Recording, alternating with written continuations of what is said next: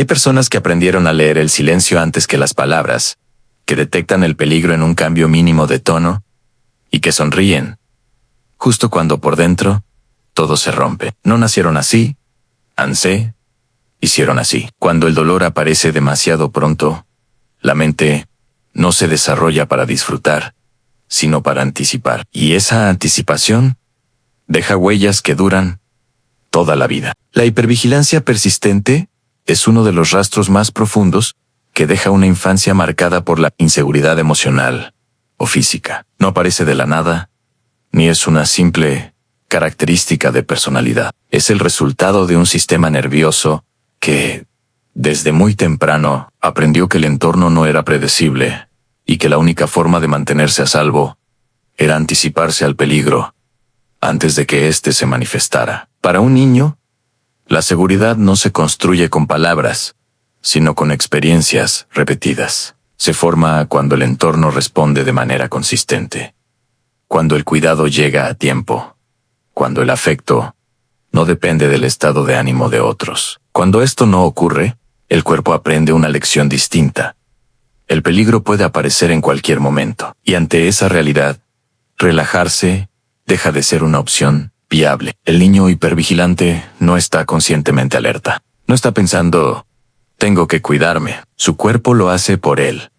Aprende a observar gestos mínimos, cambios sutiles en la voz, silencios que otros pasarían por alto, una mirada diferente, una pausa más larga de lo habitual, una respiración alterada. Todo se convierte en información relevante, no porque el niño quiera analizar, sino porque su bienestar depende de detectar señales antes de que la situación se vuelva dañina. Con el tiempo, esta forma de percibir el mundo se vuelve automática. El sistema nervioso se acostumbra a operar en modo de alerta constante. La calma no se vive como descanso, sino como una pausa incierta. Incluso en momentos de aparente tranquilidad, algo dentro permanece tenso, preparado. El cuerpo no sabe desconectarse porque, en su historia, hacerlo tuvo consecuencias. En la adultez, la hipervigilancia persiste, aunque el contexto haya cambiado. La persona puede encontrarse en un entorno seguro,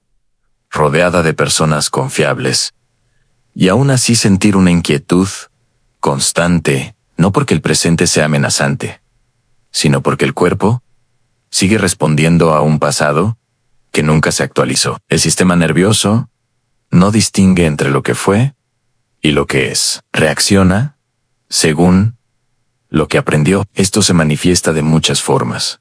Dificultad para relajarse por completo. Sensación de estar siempre encendido. Cansancio sin causa aparente. Atención fragmentada. La mente salta de una posibilidad a otra, anticipando escenarios negativos. No como una decisión consciente, sino como un reflejo. Estar alerta se siente normal. Lo extraño es la calma. La hipervigilancia también afecta la presencia. Estar verdaderamente en el momento requiere sentir que no hay peligro inmediato. Para estas personas, el presente nunca está completamente libre de amenaza. Siempre hay una parte de la atención dirigida hacia afuera, observando, evaluando. Esto dificulta disfrutar, concentrarse, entregarse a una experiencia sin reservas. No es falta de gratitud, ni incapacidad para apreciar lo bueno. Es una mente entrenada para no bajar la guardia. A nivel social, este rasgo suele ser malinterpretado. Desde fuera, la persona puede parecer tensa, desconfiada o demasiado sensible. Puede reaccionar con intensidad a situaciones que otros consideran neutras. Pero lo que ocurre no es una reacción exagerada al presente, sino una respuesta coherente con una historia donde esas reacciones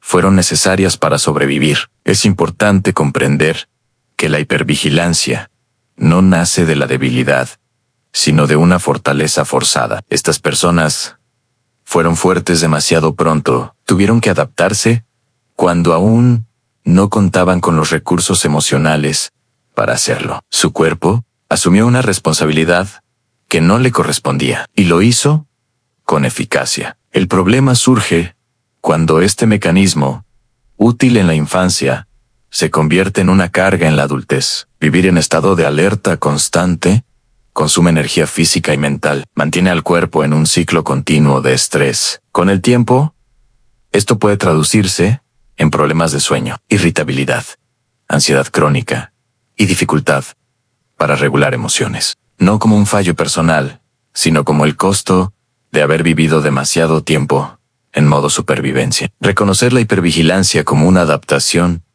cambia por completo la narrativa interna. La persona deja de verse como demasiado nerviosa o incapaz de relajarse y comienza a entender que su cuerpo aprendió a protegerla cuando nadie más lo hacía. Esta comprensión no elimina el rasgo de inmediato, pero abre la puerta a algo esencial: la compasión hacia uno mismo. Sanar no significa forzarse a relajarse ni luchar contra el cuerpo. Significa crear, poco a poco, experiencias reales de seguridad. Significa enseñarle al sistema nervioso que el presente es distinto, que ya no necesita estar en guardia todo el tiempo. Este proceso es gradual, paciente y profundamente humano. La hipervigilancia persistente no es un error, es una memoria viva del cuerpo. Escucharla, comprenderla y acompañarla es el primer paso para recuperar aquello que nunca fue seguro en su momento. La posibilidad de estar en paz. La independencia es una cualidad que la sociedad suele admirar y promover.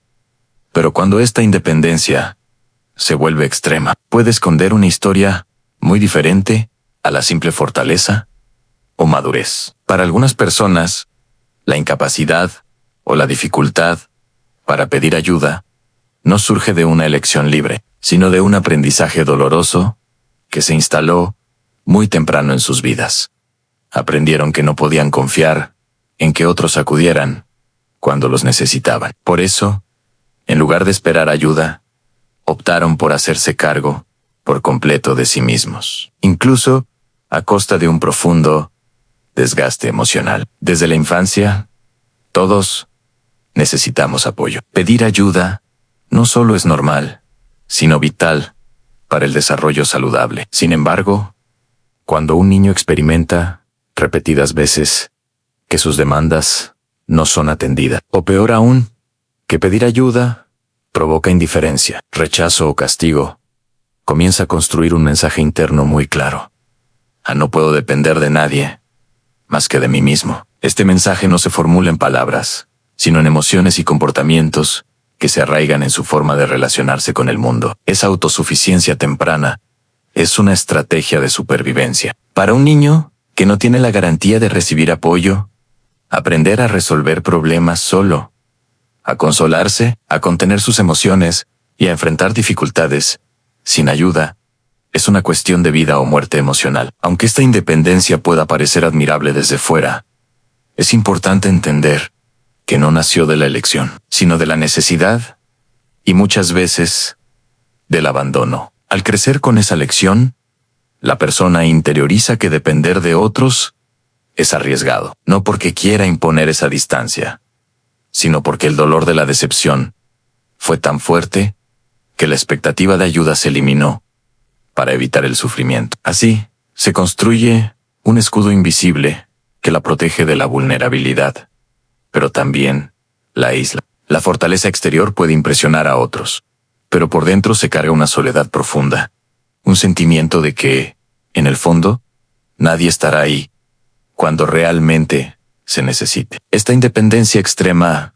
tiene un doble filo. Por un lado, impulsa a la persona a ser responsable, resolutiva y resiliente. Son individuos que cumplen con sus obligaciones, que enfrentan desafíos sin quejarse, que sostienen a otros cuando es necesario. Sin embargo, esta misma capacidad para sostenerse puede volverse una trampa, porque no permitirse pedir ayuda significa cargar con todo el peso, aun cuando el cuerpo y la mente pidan descanso. En la adultez, este rasgo se manifiesta de manera clara. La persona no solo evita pedir ayuda, sino que incluso puede sentirse incómoda o insegura cuando alguien se la ofrece. El acto de aceptar apoyo puede generar miedo, culpa o desconfianza. No es que no quieran recibir ayuda, sino que el sistema interno no está acostumbrado ni preparado para eso. La vulnerabilidad sigue siendo una amenaza, aunque en el presente el peligro haya disminuido o desaparecido. Esta dinámica impacta también las relaciones personales. Quienes viven con esta independencia extrema a menudo están rodeados de gente, pero se sienten emocionalmente solos. Pueden ser generosos y atentos con otros, ofreciendo apoyo sin reservas. Pero cuando llega el momento de recibir, cierran sus puertas. Esto puede crear un desequilibrio en las relaciones, donde ellos dan mucho, pero reciben poco, o donde la conexión verdadera se dificulta porque la intimidad requiere de esa apertura que no se permite. Además, esta actitud influye en la salud emocional y física. Cargar con la carga emocional sin descanso puede provocar agotamiento crónico, estrés, ansiedad y dificultad para manejar las emociones. Aun cuando la persona se esfuerza por mantener una apariencia de control, el cuerpo muestra señales de desgaste que muchas veces se ignoran o se atribuyen a otras causas. Es común que estas personas internalicen la idea de que pedir ayuda es un signo de debilidad o fracaso. Esta creencia cultural se une a su historia personal, reforzando la autosuficiencia como única vía para evitar el dolor. Pero esta interpretación es engañosa. La verdadera fortaleza no está en hacerlo todo solo, sino en reconocer cuando es momento de apoyarse en otros, cuando es sano y necesario compartir la carga. El proceso de sanación comienza con el reconocimiento de esta historia y de su impacto. No se trata de renunciar a la independencia ni a la responsabilidad personal. Se trata de ampliar la visión sobre lo que significa ser fuerte. Significa entender que la vulnerabilidad y la confianza en otros también son formas de coraje. Que pedir ayuda no es una derrota, sino un acto consciente de cuidado hacia uno mismo. Aprender a pedir ayuda es un proceso que puede ser lento y desafiante. Implica desarmar barreras emocionales construidas durante años, enfrentar miedos a la decepción y a la exposición, y aceptar que la imperfección forma parte de la humanidad. Requiere también encontrar personas en quienes se pueda confiar, en ambientes seguros, donde la ayuda sea genuina y respetuosa. Al permitir esta apertura, la persona no solo reduce su carga, sino que también enriquece sus relaciones. Se construyen vínculos más auténticos, basados en la reciprocidad y la confianza mutua. El peso que antes se llevaba en soledad puede compartirse, y esa colaboración genera bienestar y crecimiento emocional. En definitiva,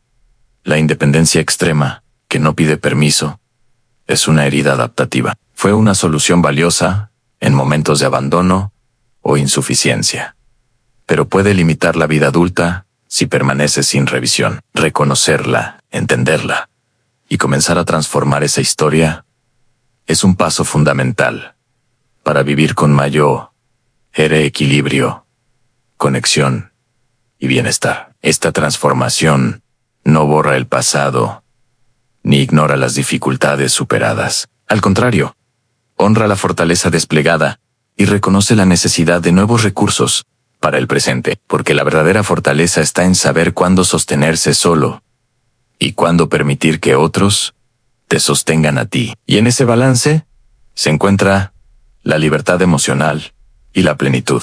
Minimizar el propio dolor es un fenómeno complejo, que muchas personas que han vivido experiencias difíciles durante su infancia desarrollan como una forma de protección emocional. No se trata de una simple negación o de olvidar lo ocurrido, sino de un mecanismo profundo y arraigado que, a menudo, pasa desapercibido, incluso para quien lo practica. Cuando escuchamos a alguien decir, no fue para tanto, otros la pasaron peor, o ya no importa, estamos frente a una defensa aprendida que cumple una función crucial en su proceso de supervivencia. Para entender esta minimización, es necesario mirar hacia atrás, hacia ese niño o niña que no encontró en su entorno el espacio seguro para expresar su sufrimiento. En muchos casos, Mostrar dolor, tristeza o miedo no solo no generaba alivio, sino que podía provocar indiferencia, rechazo o incluso castigo. En lugar de recibir consuelo, ese niño se enfrentaba a la incomprensión o la desaprobación. Así, poco a poco, comenzó a aprender que expresar lo que sentía no servía para nada, que llorar o quejarse era inútil o peligroso. Cuando el dolor no puede ser reconocido ni sostenido por los adultos responsables, el niño no tiene más alternativa que guardar silencio, no porque quiera ignorar sus emociones, sino porque no sabe cómo hacerlas seguras. Callar se convierte en una estrategia para sobrevivir. Pero este silencio no es solo externo. Con el tiempo, se internaliza. El niño comienza a minimizar lo que siente, no solo para los demás, sino para sí mismo. Este proceso de minimizar el dolor propio implica, entre otras cosas, compararse constantemente con otros. Mi historia no es tan mala, al menos no fue como lo de ellos. Ya pasó. No vale la pena seguir sufriendo. Estas frases no surgen de un juicio objetivo, sino de la necesidad de encontrar un equilibrio para poder seguir adelante sin quedar atrapado en el sufrimiento. En esencia, se trata de una manera de justificar el dolor y reducirlo para que sea soportable. Al convertirse en adulto, esta forma de relacionarse con las emociones puede parecer racional o incluso madura. La persona puede hablar de su pasado con un tono neutral o hasta irónico, evitando dramatismos. Desde afuera, puede dar la impresión de que lo superó, de que no guarda resentimientos, pero por dentro, el cuerpo y la mente llevan la carga no reconocida. Lo que no se validó en su momento sigue presente, aunque disfrazado de indiferencia. Esta minimización genera una tensión interna profunda. Por un lado, la persona siente dolor o malestar legítimo. Por otro, una voz interna le dice que no debería sentirse así, que está exagerando, que debe ser fuerte. Esta voz crítica, que muchas veces se originó en la infancia, actúa como un censor que invalida las propias emociones y dificulta su expresión saludable. El resultado es un adulto que, ante sus propias emociones, se muestra escéptico o incluso hostil. Se cuestiona si tiene derecho a sentirse triste, enfadado o vulnerado. Puede evitar compartir sus sentimientos para no parecer débil o dramático. Tiende a minimizar sus logros y sus heridas por igual, estableciendo un patrón en el que nada parece suficiente para justificar su malestar. Este patrón no solo afecta el bienestar emocional, sino también las relaciones personales. Cuando alguien minimiza su propio dolor, tiene dificultades para pedir apoyo o ser comprendido. Puede interpretar la empatía como un exceso o una carga para los demás, por lo que se retrae o se protege. Además, puede invalidar las emociones de otros al reflejar su propia relación crítica con el sufrimiento. A nivel físico, la minimización del dolor puede manifestarse en síntomas de estrés, fatiga crónica, dolores corporales inexplicables o trastornos psicosomáticos. Cuando las emociones no son expresadas ni procesadas, el cuerpo las almacena de manera silenciosa, generando malestar que muchas veces parece no tener una causa clara. Reconocer esta tendencia a minimizar es un paso fundamental para el camino de sanación. No se trata de revivir el dolor de forma obsesiva, sino de permitirse mirarlo con honestidad y compasión, de entender que validar lo que se sintió no es alimentar el sufrimiento, sino darle un lugar justo dentro de la historia personal. El adulto que aprende a no minimizar su dolor se da permiso para sentir, para llorar, para expresar rabia o tristeza sin culpa. Descubre que sus emociones son legítimas, válidas y necesarias para su crecimiento. Este reconocimiento es un acto profundo de amor propio, un cambio en la narrativa interna que transforma la relación con el pasado y con uno mismo. Asimismo, dejar de minimizar el propio dolor abre la puerta a relaciones más auténticas y saludables. Al ser capaz de validar sus emociones, la persona puede también validar las de los demás con mayor empatía y comprensión. Aprende a pedir apoyo sin temor ni vergüenza y a construir vínculos basados en la honestidad emocional. La minimización del dolor fue en su momento una herramienta valiosa para sobrellevar situaciones que no podían cambiarse. Honrar ese mecanismo implica agradecer su función protectora, pero también implica reconocer cuando dejó de ser útil y se convirtió en un obstáculo para la salud emocional. Este proceso de reconocimiento y transformación requiere tiempo, paciencia y muchas veces acompañamiento profesional. No es lineal ni sencillo, pero es esencial para recuperar la capacidad de vivir con autenticidad, plenitud y equilibrio emocional. En resumen, la minimización del propio dolor es una defensa aprendida que refleja una infancia donde el sufrimiento no fue sostenido. Aunque puede parecer una muestra de fortaleza, en realidad es una forma de invalidación interna que limita la expresión emocional y la conexión con uno mismo. Sanar esta herida es abrir un espacio donde el dolor tiene voz y el corazón encuentra la libertad para sanar. La empatía es una cualidad profundamente humana, la capacidad de ponerse en el lugar del otro, comprender sus emociones y responder con sensibilidad. Sin embargo, cuando esta empatía es intensa y constante, puede dejar de ser una virtud para convertirse en una fuente de agotamiento y carga emocional. Muchas personas que experimentaron un dolor profundo en la infancia desarrollan esta sensibilidad extrema, que aunque les permite conectar con los demás de forma profunda, también las lleva a responsabilizarse emocionalmente de aquello que no les corresponde. Desde muy pequeños, estos niños aprendieron a leer el mundo emocional que los rodeaba, no solo como una forma de comprender, sino como una cuestión vital de supervivencia. En hogares donde las emociones eran impredecibles o incluso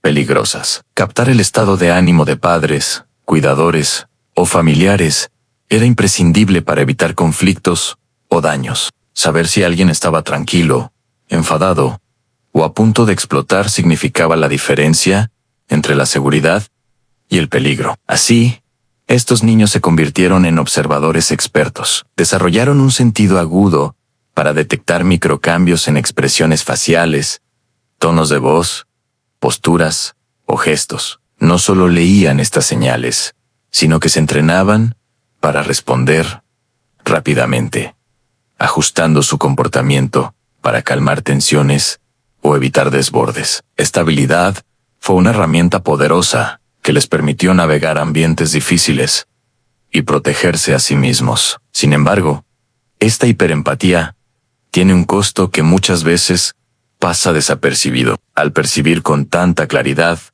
el sufrimiento y las emociones ajenas, estas personas terminan absorbiendo esa carga emocional. Se sienten responsables por el bienestar de otros, asumiendo como propias preocupaciones, miedos o dolores que no les pertenecen. Esta responsabilidad no es una elección consciente, sino un reflejo de su historia, donde aprender a gestionar las emociones ajenas fue una forma de protegerse. Con el tiempo, esta empatía intensa se vuelve una carga silenciosa y constante. La persona puede sentirse agotada, saturada o incluso abrumada por la cantidad de emociones que procesa diariamente. No siempre sabe poner límites claros para protegerse, por lo que puede terminar descuidando sus propias necesidades y emociones. La energía emocional que dedica a cuidar a otros puede dejarla vacía o desconectada de sí misma. Además, esta sobrecarga empática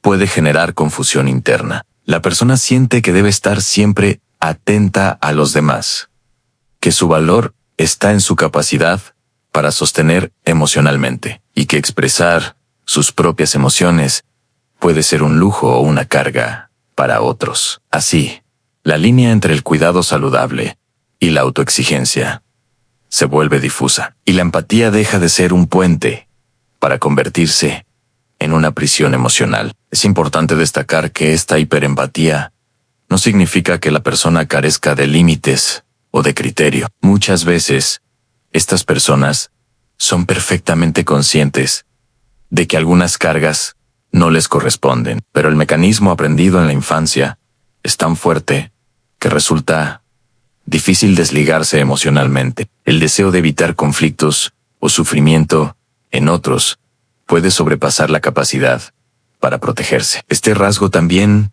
influye en las relaciones interpersonales. Quienes viven con una empatía intensa suelen ser percibidos como personas comprensivas, generosas y sensibles. Sin embargo, esa misma sensibilidad puede hacer que se sientan explotados o sobrecargados cuando otros se apoyan excesivamente en ellos. La dificultad para decir no o establecer límites claros puede llevar a dinámicas desequilibradas donde la persona da más de lo que recibe. Desde el punto de vista psicológico y fisiológico, la empatía intensa prolongada puede provocar agotamiento emocional, estrés crónico y síntomas asociados a la ansiedad. El sistema nervioso se mantiene en alerta, procesando no solo las propias emociones, sino también las ajenas. Esta constante activación dificulta la relajación y el descanso, afectando la salud integral. Sanar esta carga empática no implica dejar de sentir o volverse insensible. Más bien, significa aprender a regular esa sensibilidad, a reconocer cuándo es saludable involucrarse y cuándo es necesario protegerse. Implica desarrollar herramientas para poner límites emocionales que permitan cuidar a los demás sin sacrificarse. Este proceso comienza por reconocer la historia personal que sustenta esa empatía intensa. Entender que la necesidad de leer y sostener emociones ajenas fue una estrategia de supervivencia, pero que hoy es posible elegir cómo relacionarse con esa sensibilidad. Se trata de transformar un reflejo automático en una elección consciente. Aprender a cuidar de sí mismo es fundamental para quienes viven con esta característica. Encontrar espacios donde puedan expresar sus propias emociones sin juicio. Practicar el autocuidado y aprender técnicas para descargar la tensión acumulada son pasos clave. La meditación, el ejercicio físico, la terapia o el arte pueden ser vías efectivas para canalizar esta energía emocional. Además, fortalecer el sentido de identidad propio ayuda a diferenciar entre lo que es responsabilidad propia y lo que no. Reconocer que no se puede controlar ni cargar con las emociones de los demás permite soltar esa pesada mochila emocional. En este camino, la compasión hacia uno mismo juega un rol esencial. En conclusión, una empatía intensa y agotadora es un rasgo que refleja una infancia donde la sensibilidad emocional fue clave para sobrevivir en entornos complejos. Aunque esta capacidad permite conexiones profundas, también puede convertirse en una carga que desgasta y limita el bienestar. La invitación está en aprender a gestionar esa empatía desde la conciencia y el cuidado propio, para que deje de ser un peso silencioso y se convierta en un recurso valioso para la vida y las relaciones auténticas. Para muchas personas que han sufrido mucho dolor en su infancia, la calma no es sinónimo de descanso o bienestar. Al contrario, la tranquilidad puede despertar una tensión profunda e incómoda, casi como si algo inesperado estuviera a punto de suceder. Este rasgo, aunque poco visible para quienes los rodean, marca una forma particular de relacionarse con la paz, la felicidad y la seguridad. Desde muy temprano, estas personas aprendieron que los momentos buenos eran temporales, que la calma era el preludio de la tormenta. Vivir en entornos impredecibles o amenazantes implica una constante vigilancia, no solo física, sino emocional. Así, la mente se habitúa a esperar que, justo cuando todo parece ir bien, aparezca un golpe inesperado. Esta anticipación del malestar o la pérdida se convierte en una forma de autoprotección. Esta dificultad para disfrutar la calma no es un capricho ni una elección consciente. Es un reflejo de una historia donde la seguridad fue frágil y transitoria. La tranquilidad les resulta sospechosa, porque el cuerpo y la mente están entrenados para estar preparados para lo peor, para reaccionar rápido y evitar el daño. En este sentido, la calma se percibe no como una oportunidad para relajarse, sino como una señal de alerta. El efecto más inmediato de esta tensión interna es que les resulta difícil permanecer presentes en momentos de bienestar. Cuando la vida fluye sin conflictos evidentes, su atención se desplaza hacia posibles riesgos futuros. Es común que surjan pensamientos como ¿qué pasará después? Esto no puede durar. Algo malo está por venir. Este patrón mantiene a la persona en un estado de alerta que impide disfrutar plenamente. Esta anticipación constante genera un desgaste emocional considerable. Vivir con la sensación de que la calma es temporal o engañosa produce ansiedad, inquietud y una sensación de vacío. Aunque el entorno externo sea seguro, la experiencia interna es de incertidumbre y miedo. La mente crea escenarios posibles de pérdida o sufrimiento para estar preparada, pero en realidad se roba la posibilidad de vivir el presente con serenidad. Además, esta dificultad puede afectar las relaciones personales. La incapacidad para confiar en la estabilidad y el bienestar puede generar distanciamiento o desconfianza hacia quienes intentan brindar apoyo o cariño. La persona puede protegerse evitando entregarse completamente, temiendo que la felicidad sea una ilusión pasajera que terminará en dolor. Desde un punto de vista psicológico, esta actitud está ligada a la memoria emocional y a la forma en que el cerebro procesa experiencias traumáticas. Las experiencias negativas repetidas o intensas dejan una huella que condiciona la expectativa sobre el futuro. En lugar de esperar lo positivo, se prepara para lo adverso, porque así fue durante mucho tiempo. Romper este patrón implica un trabajo interno profundo y paciente. Es necesario reconectar con la experiencia de la calma, no como una amenaza, sino como un derecho y una posibilidad real. Aprender a aceptar que el bienestar puede ser duradero y que no siempre habrá una amenaza latente es un proceso que demanda tiempo y apoyo. Este camino puede incluir prácticas de atención plena o mindfulness que ayudan a anclar la mente en el presente y a observar los pensamientos sin dejarse llevar por ellos. También puede requerir terapias que permitan revisar y desactivar creencias limitantes sobre la seguridad y el bienestar. La clave está en permitir que el cuerpo y la mente experimenten la calma sin anticipar un peligro, en crear nuevas memorias emocionales que validen la tranquilidad y la felicidad como estados legítimos y sostenibles. Al hacerlo, la persona puede empezar a disfrutar del momento, construir confianza en la estabilidad y abrirse a relaciones más auténticas y satisfactorias. En definitiva, la dificultad para disfrutar la calma es un reflejo de una infancia marcada por la inseguridad y la imprevisibilidad. Aunque la mente siga esperando el golpe, es posible transformar esa expectativa en apertura y confianza. El proceso no borra el pasado, pero permite que la paz ocupe un lugar real y significativo en la vida presente y futura. Aquí está el punto que lo cambia todo. Estos rasgos no son defectos.